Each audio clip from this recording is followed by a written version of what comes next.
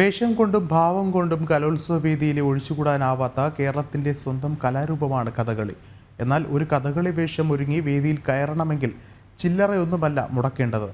കലോത്സവ വേദിയിലെ കഥകളി കലാകാരികൾക്കും ചിലത് പറയാനുണ്ട്.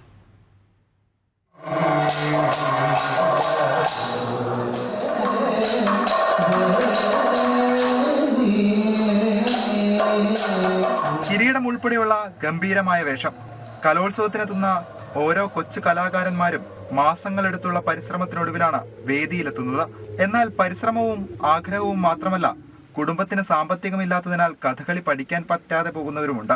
എൻ്റെ പണ്ടത്തെ ഒരു കൂട്ടുകാരത്തേക്ക് എൻ്റെ ഒപ്പം ഡാൻസ് പഠിക്കണമെന്നുണ്ട്, പക്ഷെ പറ്റില്ല. അത് അത്രയ്ക്ക് സാമ്പത്തികമില്ല ഇതിന്. അപ്പോൾ അങ്ങനത്തെ കുറച്ച് പ്രശ്നങ്ങൾ. അല്ലെ, അമ്മയ്ക്ക് ഭയങ്കര ആഗ്രഹമായിരുന്നു. അപ്പം അമ്മയ്ക്ക് നടക്കാൻ പറ്റാത്തതുകൊണ്ട് ഈ പ്രായത്തിൽ എന്നെ അത് പഠിപ്പിച്ച് അമ്മയുടെ ആഗ്രഹം എന്നെ നിറവേറ്റി.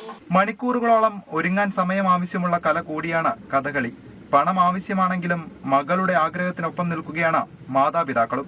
നമ്മൾ ചില ഇഷ്ടങ്ങൾക്ക് നമ്മൾ ബാധ്യതയൊന്നും കൽപ്പിക്കില്ല. അത് നമ്മൾ അങ്ങോട്ട് ചിലവാക്കുകയാണ്. ഇല്ലാത്തെങ്കിൽ കടം വാങ്ങിച്ചിട്ടായാലും നമ്മളത് ചിലവാക്കുക എന്നുള്ളതാണ്. ചില ആഗ്രഹങ്ങളുടെ പുറകെ പോകുമ്പോൾ അങ്ങനെയല്ലേ. അപ്പം അതിൽ പണം ഒരു വിഷയമല്ല. ചിലവുണ്ട്, അത്യാവശ്യം നല്ല ചിലവുണ്ട്. ഇതിൻ്റെ പുറകെ കുറേ കലാകാരന്മാരുണ്ടല്ലോ ഇതിൻ്റെ പുറകെ. അപ്പോൾ അവരുടെ എക്സ്പെൻസും കാര്യങ്ങളും ട്രാവലിങ്ങും പ്രാക്ടീസും ഒക്കെ ആയിട്ട് അത്യാവശ്യം ചിലവ് വരുന്നുണ്ട്. കലോത്സവ വേദിയിൽ കഥകളി എന്നാൽ മത്സരമാണ്. സബ് ജില്ല മുതൽ സംസ്ഥാന സ്കൂൾ കലോത്സവം വരെ എത്തുമ്പോൾ അതിന് നല്ലൊരു തുക വേണ്ടിവരുമെന്ന് കഥകളി ഗുരുക്കന്മാരും പറയുന്നു. കലോത്സവം ആകുമ്പോൾ മത്സരമാണല്ലോ.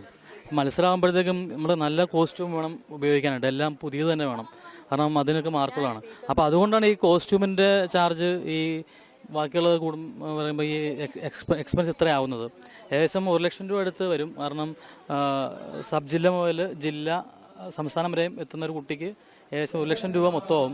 മാതാപിതാക്കളുടെ ആഗ്രഹം കലോത്സവ വേദികളിൽ കഥകളി അവതരിപ്പിച്ച് സഫലമാക്കുന്നവരും ഇക്കൂട്ടത്തിലുണ്ട്. കേരളത്തിന്റെ തനത് കലാരൂപമായ കഥകളി കലോത്സവ വേദിയിലെത്തുമ്പോൾ അവർ അനുഭവിക്കുന്ന പ്രശ്നങ്ങൾ മറന്ന് കലോത്സവ വേദിയിൽ നിറഞ്ഞാടുന്ന കാഴ്ചയാണ് നമുക്കിവിടെ കാണാനാവുക. ക്യാമറാമാൻ ഹരികൃഷ്ണൻ ഹരിപ്പാടിനോടൊപ്പം കലോത്സവ വേദിയിൽ നിന്നും മനീഷ് പിയുണി, ജനം.